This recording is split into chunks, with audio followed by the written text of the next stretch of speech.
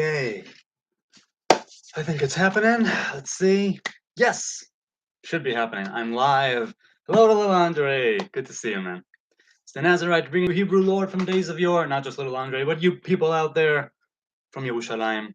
Hi, it's Wednesday evening, Wednesday night. It was sunny in the morning and rain and darkness towards the evening. Obviously, that like that George Carlin bit. But I digress. Couple of comments. Let's see.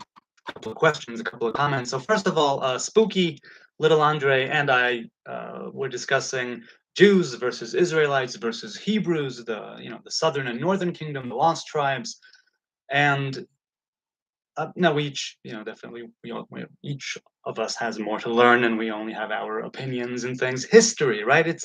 We try to base things in scripture. We try to base things in history as we perceive it, as we're influenced by things like scripture and culture.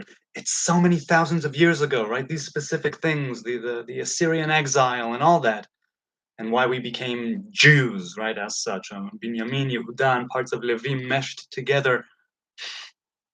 I once had, if I'm not mistaken, I once had a meal with someone, right? We were talking, maybe on Shabbos, and that person didn't care if the other tribes ever make it back and form the unified Israelites, right? The 12 tribes.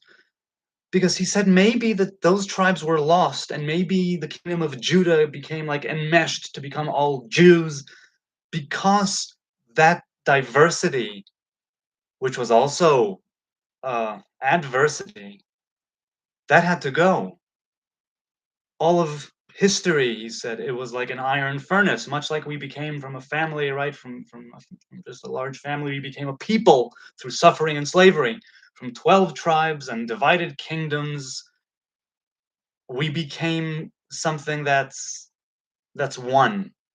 Now you could make the argument that the 12 tribes are the children of Israel, and that they are one as such, children of Israel, Bnei Yaakov, the sons of Jacob, right? Abraham, Isaac, and Jacob, that whole thing going down the line. And I spoke with this guy, and I understood his point. I understood. If you look at the Bible, there's so much strife and so much negativity, fighting between brothers, and awful, awful things. And now we have the Jews, and right, the remnants of the kingdom of Judah, with converts and with others, but Jews, basically that's Judaism. And little Andre in his wisdom pointed out that there are no isms in Hebrew, and that the religion is a rabbinic thing, but Judaism, as he sees it, since he's a Karaite, is Karaite Judaism. There is no Judaism, right? There's the faith, there's the way. But if there is a Judaism, it's Karaite Judaism. Again, I see his point. I understand what he's talking about. I know. So, Spooky little Andre and I have been discussing this, and it's always such a pleasure. Spooky asked a couple of days ago, do you believe that Elijah and Hanoch were actually sent up to God and did not die? Right, so very famously, Hanoch is taken in Genesis, Elijah is taken in the Book of Kings. So I answered that I believe that they, based on things I've written, based on things that I've read, based on things that I've learned, they shed that physical clothing of a body. Much like other angels, if you will, and messengers, if they do arrive here on this earth, they'll arrive sometimes in, let's say, earthly form. And when they were taken in their different respective times and places, they replaced those clothing, they replaced the duties associated with the human body. They replaced those duties for duties closely more associated with the divine messengers. We are the workers. We have free will. That makes all the difference. Do I believe they did not die? It's really highly unscientific. I'm the first to say that everything that lives dies. And I'm also the first, perhaps, to say that there are exceptions to every rule. Chanoch el Eliyahu, and others that have been resurrected, to each his own, right? Brought back from this place, that place. I believe it's possible. I believe life on this earth is limited by its very essence and nature. Laws of physics, laws of metaphysics, if you will. as well. And there is a divine influence here which works throughout all creation. And there's an element there of the infinite. It's not the infinite, it's of the infinite, which I'm discerning here, right, between creator and creation, between the divine and divine influence. So again, hope I'm not losing anybody here in translation on the fly, but the work of the angels, it comes from a certain place, let's put it that way, in the spiritual worlds. Humans are higher than that. We have choice. We do the work here, Torah, commandments, covenant. And so when they were taken and became messengers, they didn't become regular angels with the different choirs, right, and the different groups. They are singular, human in that respect, very singular. They serve a specific purpose, a significant purpose, right, respectively.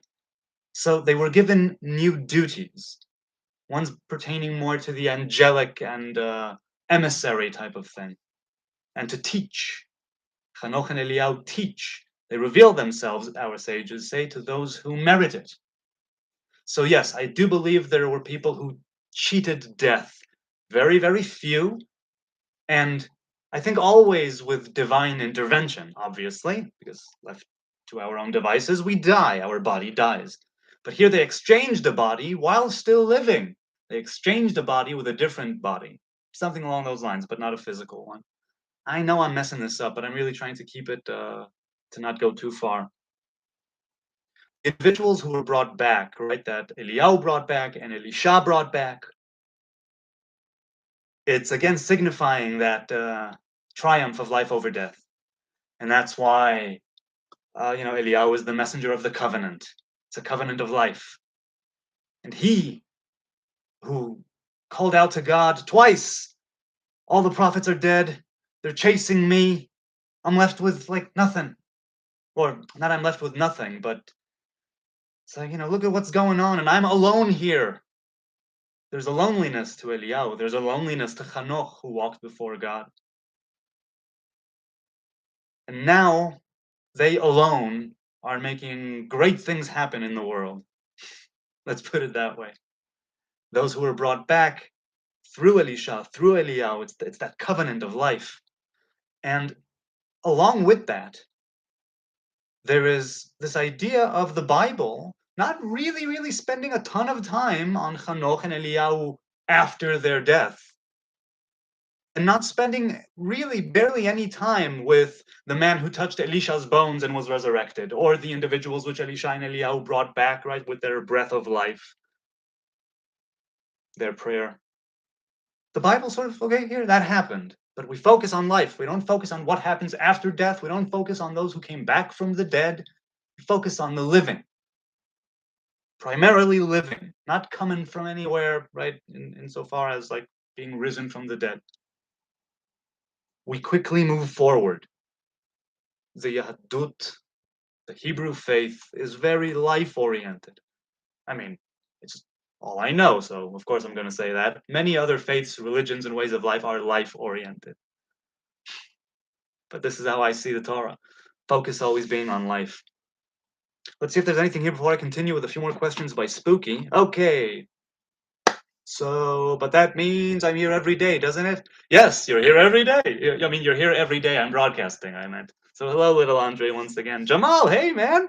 Shalom. Any thoughts on the recent story by the BBC of the Jews dressing up as Muslims to pray at Harabait? See, I just saw that right now. You posted it like an hour ago, if I'm not mistaken, give or take. And I saw the thumbnail, but I didn't click on it. I was busy prepping the kids, supper, things of that nature, the house. So, but I saw it. And when I saw it, I thought to myself, yeah, that's one way to do that. But they need to speak good Arabic to pull it off. But yeah, that's one way to do that. I don't know how the BBC covered it, what the angle is, what the agenda is. So I really don't know. But my immediate thoughts when I saw you had posted that was like, all right, cool. Go beat the system. Try and blend in. There might be some consequences, but if that's what you want to do it. Let's see. Little Andre said, you don't get it. Oh well. There's a yellow brick road that we follow back home. Oh, let me see. It's verses. It's lyrics. Okay. Don't get it? Oh well. There's a yellow brick road that we follow back home. Well, I'm not get. Understand you and your little dog too. Well, I appreciate the reference to the wonderful Wizard of Oz, but are these lyrics? Am I supposed to know this? Because I don't think I know it, man. So please illuminate us. I'm going to continue right along here with questions, more questions by Spooky, which I didn't have time to think of yet. I saw it rather recently, so I'm just going to like rapid fire. If not really rapid fire, but the questions are written here, 1, 2, 3. So he says, do you believe they had to die in a sense when they were taken up? So death, death is twofold. In the sense of taken up, the body goes down, right?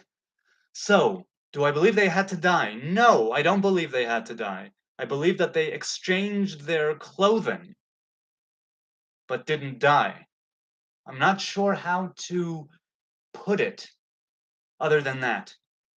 You could call that a death, but usually in the Hebrew faith, a death is falling. A death is like the breaking of a vessel. And that's not precisely what happened with Hanoch and with Eliyahu. They were designated because of their nature and deeds to serve a different purpose. Now, even if you say that it's a bunch of crap and they never existed, or yeah, they existed, but it's just written by people and everybody dies, everybody dies, everybody dies, and they died too, cool. That's not the hill I'm gonna die on, you know. They may have died. The story of Hanoch, the story of Eliyahu, the covenant that lives through these individuals, through their story, their mythology, if you want to call it mythology. That's what counts for me. So I don't think they died. Death for me has a certain meaning, and there wasn't a death here, as far as I'm concerned. Who else was taken? I'm trying to think if there was anyone who was taken. There are those who were taken and who were brought back, like the guy who touched Elisha's bones, and like the two that were resurrected, right? That were resurrected by Eliyahu and Elisha. At least if I'm mistaken, both of them resurrected, right? Someone? Elisha did it with the Shunamit. Eliyahu, I think, as well did it, but I might be mistaken, even if it was only Elisha. Where were Eliyahu and Hanoch taken, and where did they stay? So as for taken, let's call it a different sphere of reality. Let's call it a different realm, right? A different realm, a different world, a different universe, whatever you want to call it, a different place. But there's a thread here that's still very much connected with this world, with the 6 days of creation. Now, Hanoch, they say, became a taton, the servant. Sometimes mitaton with a yod, and there's a reason. And very famously, he acts as the voice of God. And the sages say that that Hanoch is the one who is in charge, let's say, of the 6 days of the week, something like that. The divine influence that flows through the 6 days of the week flows through Hanoch. And we have a very special thing that happens every Saturday night, every Motzei Shabbat, at the coming of the new week, because the day begins at night, meaning Sunday begins when the Shabbos ends, sundown when the stars come out. We light a candle, and we have spices or herbs and wine to those who drink it, and I drink something else. And we welcome the new week. We say goodbye to Shabbat, and there's a chant that speaks of Eliyahu Hanavi, the prophet Elijah, as we go from Shabbat into a new week, into the 6 days of the week. We have Hanoch there and Eliyahu there at the end of the Shabbat, both signifying that redemption, that redemptive element of creation, and our part in it, I mean. The Shabbat starts with fire and it ends with fire. So many connections and relationships going on there. But where were they taken? I can't say. Where did they stay? I can't say. I know what I've learned, but it's nothing that I can. It won't. Let's just say that I don't know, or I'm not sure how to put it. But there's still a thread here that connects them very much uh, to the 6 days of the week and to the living. Right? Is Eden located in the heavens? Now, once again, saying it may be all metaphor, take it how you will. I believe that Eden wasn't physical. At the very least, at the very least, it was I don't know, metaphysical, spiritual. There was there's what's called Gan Eden Elyon and Gan Eden Tachton. The so let's leave it at, well, I'm sorry, I said it in Hebrew. There's what's called the upper Eden and the lower Eden, a higher Eden and a lower Eden. The higher Eden is not physical. The lower Eden might very well be. Or at the very least, well, let's call it physical. Let's call it physical, even if only in proportion or in relation to the higher Eden. Both represented by the feminine, the higher Eden is the great mother, and the lower Eden is the daughter. And on Shabbat, no, you know what? Let's right where it's Eden, where it's a taste of the world to come. Then she becomes a queen. But is it located in the heavens? I'm sorry, I'm going all in a. So the heavens means the sky. The heavens can also mean the seven heavens. There are Shiva Arikiim, as it says in the Gemara and in the Zohar too, if I'm not mistaken, and in the Midrash. Our sages say that there are seven different levels. The lower one is the sky, our sky, right? There's Shamayim, and there's Vilon, and Ravot, Shachak, Pargod, two or three others. I don't know, but maybe they'll come to me. But doesn't matter. There are seven different levels. So, do you mean those heavens, or do you mean? I'll need more clarity on that. But people do share. Where do you think Eden is located? Is it a geographical location? Geographic location. Is it something from a different Earth? Is it metaphysical? Is it spiritual? Is it what do you think it is? Okay, one more question from Spooky, or well, there are a couple more, but right now I'll jump into the chat and see if there's anything there. Let's see. Nothing special, just hi. Oh, hello, Pa. How you doing? I didn't see you. Wait, nothing. Oh, nothing special, just hi. Okay, well, good. Hi. I enjoyed speaking with you earlier. Jamal says that's a good point about knowing Arabic. Yeah, yeah, you're gonna want to know Arabic unless you want the crap kicked out of you, and I mean, or worse, you want to be lynched, then go speak Hebrew at the, that could totally lead to a lynch.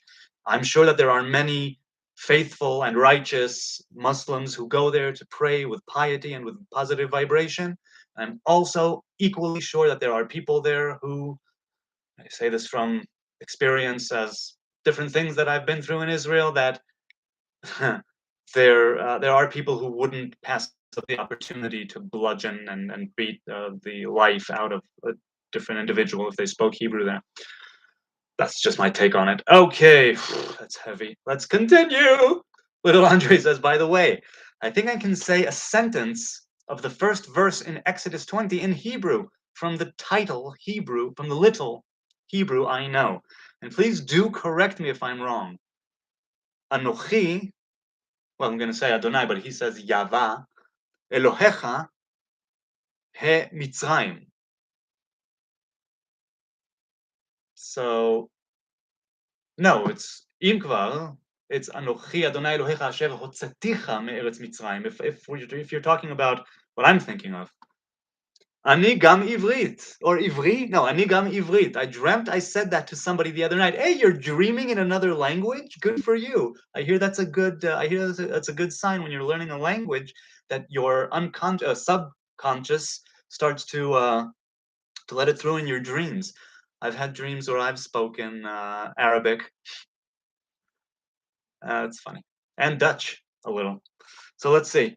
Ariel Marshall, hey Ariel, good to see you. Good to see you. Hey guys, Gan Eden is in the texts and in our minds for a start.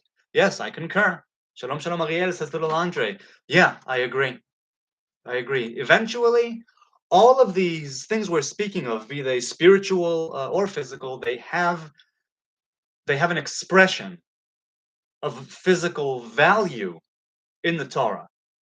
And the Torah is guiding us as living, breathing people to how should we lead our lives? What is it that we should be shooting for? What do we consider ideal? What do we consider pillars of justice and truth and righteousness? And in doing that, yeah, that's a start, all right.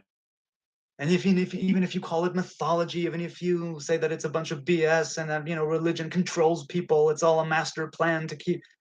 There's a lot of wisdom there, not in every single interpretation or commentary or midrash, but in the Torah itself as a narrative, as a text. There's a lot of wisdom there, and I've said that before many, many times. And I could say it for my entire life, and it won't stop being true. But that's just me, right? And some of you guys, of course. Spooky says or asks, and don't we all die? Wait, don't all who die go to Sheol to await resurrection? All right, so this idea of Sheol many times is compared to Gehinnom. Uh, and that's not really the case. Sheol is more the underworld, if you will, represented by the grave and the earth, the body. Part of you will go to Sheol, Sheol being the underworld. But it's then a question of how did you lead your life? What is it that you ought to be doing? What is it that you have done? What is your spiritual root? And I think, not to get too Zarathustra here, but I do think there is the possibility of some kind of judgment in face of the ideal which you had placed yourself by your own, in some way, by your own definition and on your own conditions. I think that's the greatest judgment. Something that comes on you from the outside, that's one thing. That's like a tyrant, a judge, but something that you yourself created inside of you. After all the layers and the different influences are said and done, it was something you felt in your very being, and you ignored it. You turned your back on it. You betrayed it. You went against it. I don't know. I don't know. I don't know. That would be judgment for me. Sheol is the underworld. Eden is Eden, right? But it's a waiting room. I have a video called The Afterlife and the World to Come. It's a series, a very short series. The videos are like 5 minutes each, and there are 5 or 6 of them. The Afterlife and the World to Come, where I speak of Eden and I speak of Gehinnom. I speak of the world to come a little bit and the different ways of viewing it. A few, right? Not all of them. It's not an exhaustive series by any means. But resurrection is something that comes when we partake of the tree of life. When we partake of the tree of life, that will mean generally that we are back in some sort of Eden. It could be made manifest physically, which is why I said that everything that we speak of has a physical value to it and something that has to do with us here with Torah, commandments, and covenant, trying to walk that path, walk with God, walk before God, be the best we that we can be. That whole trip. There is a physical element here, and if Eden does show up, it would be a physical thing. And the higher Eden, let's say, that's already the tree of life that we missed, right? That's the Eden that we were booted out of. Let's put it that way. Something like that. I hope I'm articulating myself. I don't want to trip over my words. I don't want to say things that don't have some concrete value to them, right? Something that you can say yay or nay about. When we die, I don't know what happens when we die. I have my own views on life and death and their relationship. What I know, I have a feeling, I have feelings about what will happen to me. Like I said, I believe that I'm the one who's creating it, and as such, my view on death is and the judgment thereof, and entailed rather, and all that. What is truly living? What does it mean to be resurrected? That whole trip. The Nazarite, in my estimation, from meeting different ones as well, the Nazarite's view of life and death differ a little bit, just a little bit, nothing major. I'm not making any groundbreaking things, but because the Nazarite, as an individual, right, sees things a little bit differently, or is called to something different, that also affects how we see life and death. That's part of why the Nazarite is supposed to abstain, and it's part of why Shimshon was allowed not to abstain. from the defilement of death to await resurrection. That's Gan Eden and Gehinnom. They're waiting rooms. Sheol is a different thing. Okay, let's see. Now that I think of it, he says, where do you think paradise is located? So, right. So there's heaven, there's paradise. I don't know what people mean when they say heaven and paradise. I know Gan Eden, I know Gan Eden, right? The garden in Eden. I know Eden, Gan Eden Elyon, Eden Tachton, with the rivers and that whole trip, right? The the places in the Torah in Genesis where Eden is mentioned and everything that goes on there is a blueprint for the living, for humans, for Israel. Just like the stories of creation. Here's how it was supposed to happen, days 1 through 7, right? And here's what actually goes down in the real world. That's Gan Eden Elyon, and that's Gan Eden Tachton. We have Shabbat, and we have the 6 days of the week. It's always this, now, polarity. That's what happens when you get to know stuff, I suppose. All right. He says paradise, is it the same place as the bosom of Abraham in Sheol? Or is it the Garden of Eden, which would seem to be above? Right, so I think I addressed it here. And I can't give you definitive answers, only my opinion, my thoughts on it, which I did just now, no need to repeat myself. This Chek Avraham, or bosom of Abraham, I know that there is, let's put it this way. The bosom of Abraham isn't Abraham. Abraham is not in Sheol. Abraham is part of the Merkava Elyona, known as Chesed, right? He grasps very tightly around that sphera of Chesed, the right side. The bosom of Abraham, you could say, is not Abraham's bosom, but the bosom in which Abraham himself lies. That's the bosom of Abraham, Abraham's bosom, not us against Abraham's bosom, but Abraham against the bosom. Chesed. So I think that paradise is not chesed.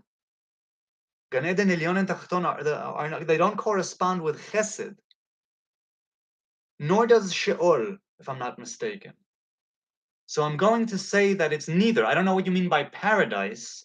If you mean the Garden of Eden, because you say, is it the Garden of Eden? I'm not sure what you mean by paradise. You'll have to clarify that too. The heavens, paradise. I don't know what that means. If you could, give me more info, Spooky. If you're not here in this broadcast, and in the comments or at a different broadcast, I'd love to address them. But we need to define our terms a bit more narrowly, a bit more closely to open it up. All right. Sorry for the questions upon questions, he says.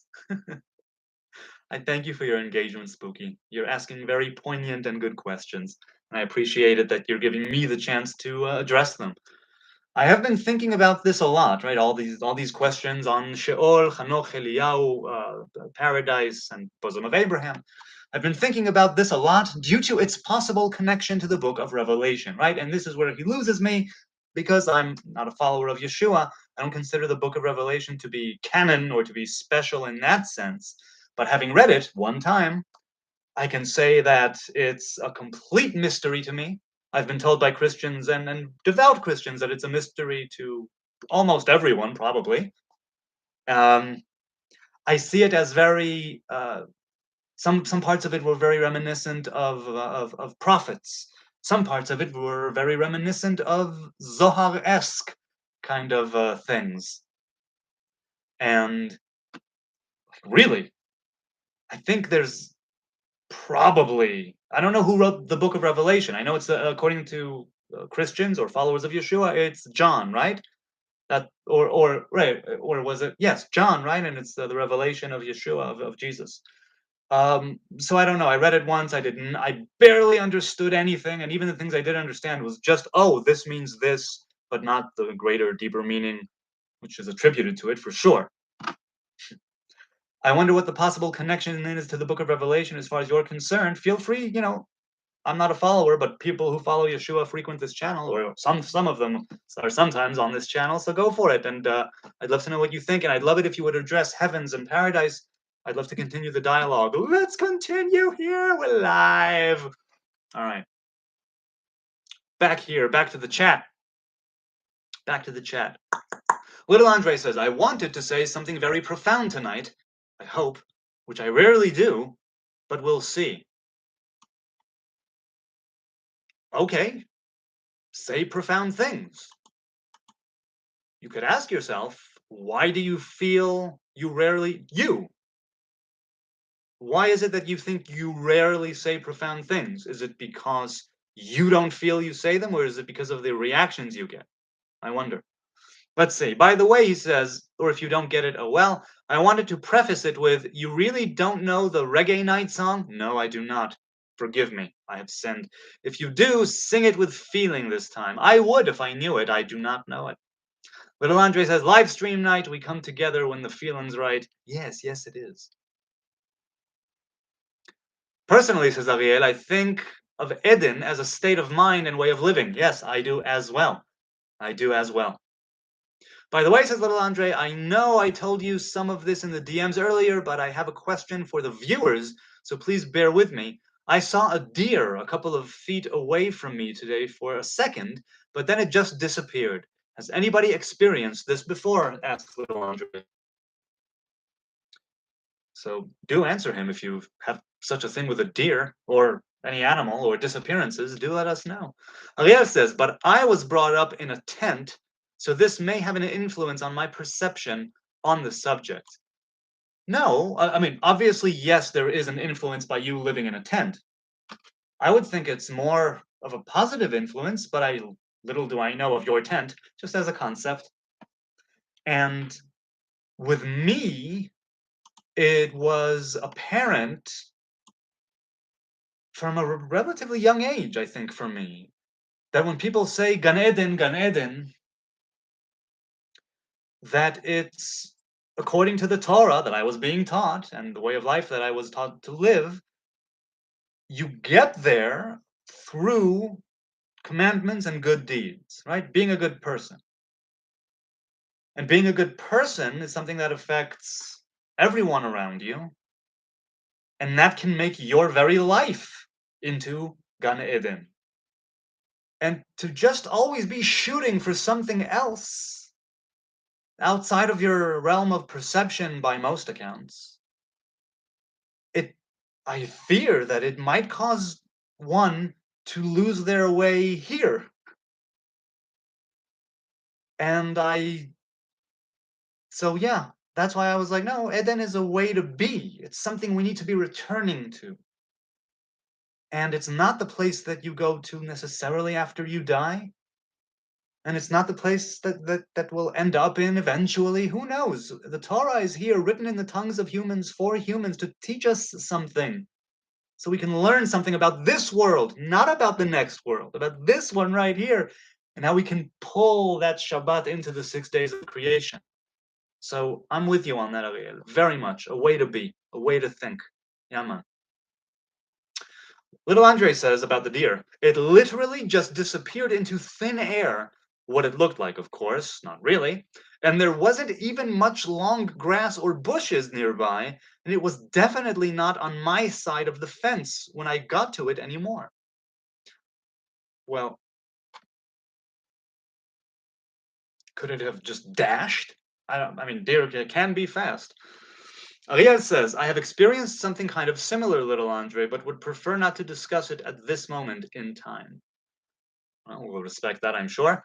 Ariel, says Little Andre, wait, you were literally brought up in a tent, if you don't mind me asking? Ariel, that's cool. I'm glad you answered. All right, so yeah, I'm glad you answered too. You could share it or not whenever you're so inclined. Was there any other? I think there were other questions. Let me see for a moment here. Um, it's been such a day. I'm so content these days. I am so bloody happy these days. I really, really am. There is there are times in your life when things are in alignment. When your path unfolds before you. And this is a blessing that I've blessed you viewers with and I've wanted for myself. And thank God, not that I want to I just want to give thanks to the Most High. Recently, things have been feeling so very aligned. Now, with moments like these, or days or periods of time, or whenever to each his own, I'm aware that it's always temporary. It's always a race against yourself. But to be in these days, in these moments, in these times, is such a blessing. It gives me such perspective, and it makes me really, genuinely hopeful for myself and for those around me. And that hope is something that kindles a fire in me that can rise up against my negative sides and against my shadow, if you will, the parts of it that need to burn off. I do want to take just a couple more seconds to try and articulate it. It's important. This idea of living that Eden, and that frame of mind, and that way of living, the Nazariteship, the Nazarite vow, that's in part what it seeks to bring in. More and more of that Shabbos, more and more of that Pele, of that wonder that is the initial divine revelation. Something very a root of a root, let's put it that way. It's okay. I'll stop right now. Little Andre says, also, people, bear with my Hebrew. So bear is Bear, if I'm not mistaken. Bear like that is something that is naked, like bear, naked. Bear with my Hebrew. I also prefer learning a language this way. Okay, go for it. Go for it, man. Not bragging, of course, either. No, I didn't think so. If I actually knew fluent Hebrew and it's not my mother tongue, it could be seen as bragging, though. Well, I suppose, but no, you want to speak another language, you need to practice it. You need to do it. Any chance you get is a good time to practice a language. Hmm. Ariel says, yes, and a van also, right? A tent and a van for a while, I think. Also, I was told about where I was conceived under a tree. That's gorgeous. Which is the largest tree in the forest where I live currently. Wow, and you were conceived right under that tree. How beautiful. That's really beautiful. Trees, definitely. All right. I think I'm going to say goodbye. This has been so lovely. Now, maybe I rambled at times. In fact, definitely I rambled at times, and I may not be making the exact connections I want to make. I want to keep things accessible and not get Esser Sfirot on you. It all goes back to the tree of life as far as I'm concerned, and the 10 Sfirot being the manifestation of that in Torah and in study. It's inseparable when we speak of Eden and of walking and right and living a path. It's inseparable from the tree of life, from the divine revelation as it comes down here. How are we supposed to be sending it back up, letting it flow through different times, different things? So I'm sorry if I was a little all over the place. I enjoy doing this so much. You have my gratitude and my it's a wonder to be able to do this. I appreciate your time, your kind attention. I'll say goodbye. God willing, I will see you on Friday for the weekly Torah portion, if I can. If not, it will be a short. Let's see. Laila Tov. Hey, Lisa, Laila Tov to you. I hope you're doing well. I hope that you are walking right towards getting some sort of community, some sort of people, even a person. You said that you're new in a new city and right, a new move, a new city. I hope that I hope that life is treating you kindly, Lisa. I hope your environment, community that you're in, is treating you with kindness and with open arms in these uncertain times. And I'm really rooting for you, Lisa. You're making all kinds of shifts and changes. Other people in the chat as well, doing different things. And for Lisa and for everyone, I hope that wherever you are in life, that things unfold before you. And due to your own resolution, your own even very insufficient but very powerful existence, that you're able to make that happen for yourselves. Laila Tov, many thanks to you. See you Friday. Ah, that was fun.